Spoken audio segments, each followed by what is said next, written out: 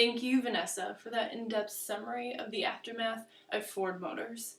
My name is Angelica, and I will be discussing the recommendations we have in order to avoid another groupthink situation such as the unfortunate one that took place at Ford. What initially fed into this particular groupthink scenario involves several factors, such as the global context of the auto industry in the 1960s and 1970s, as well as Ford President Lee Iacocca's power and leadership style influencing his company's culture.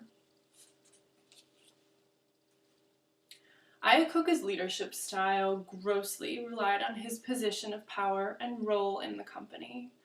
Because he was the boss, he made the rules.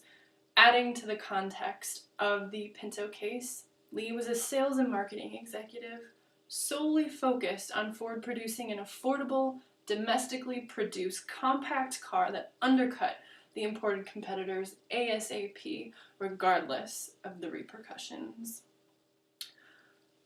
According to Mark Dowie's article, Pinto Madness, appearing in Mother Jones in 1977, the list of product objectives never listed safety as a priority.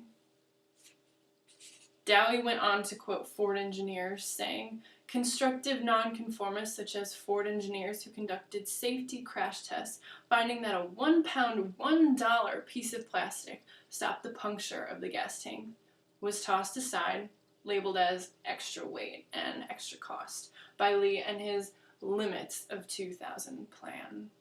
It was in those situations where Lee's legitimate power outweighed the engineer's expert power.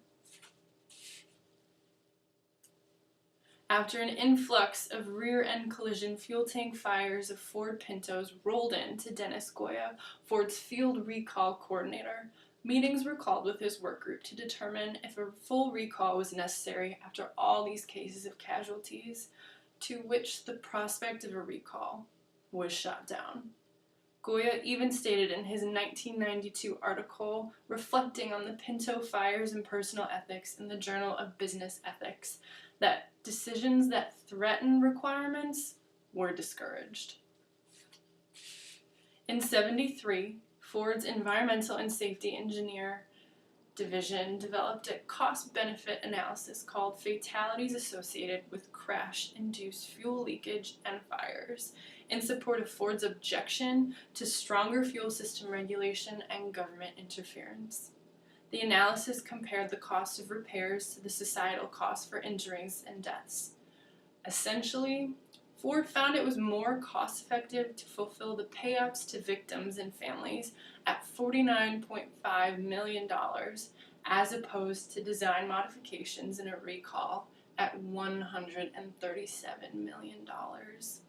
The media crucified Ford like Dowie's Pinto Madness, suggesting Ford was trading lives for profits.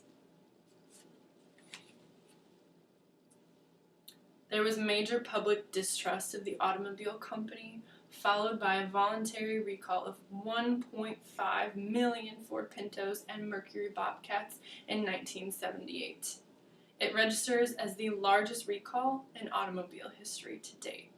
Henry Ford II had also fired President Lee Iacocca in the summer of that same year. Roughly 117 lawsuits were brought against Ford during that time, since making that fatal decision of using their initial rough draft as their final product.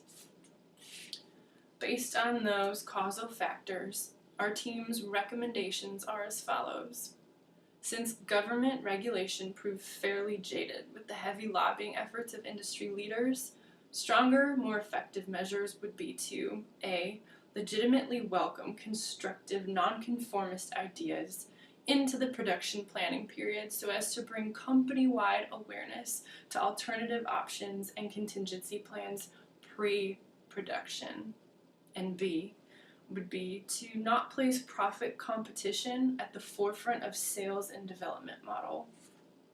Yes, there was a clock on putting an affordable American-made compact car on the market before international competitors, but the product itself still needed to uphold quality, safety, and performance standards. Having Lee's The Limits of 2000 as martial law for the Pinto production greatly detracted from any opportunity for positive reconstruction for the Pinto engineers, as well as lending to Lee's position power and the false consensus and groupthink that took place. Thank you.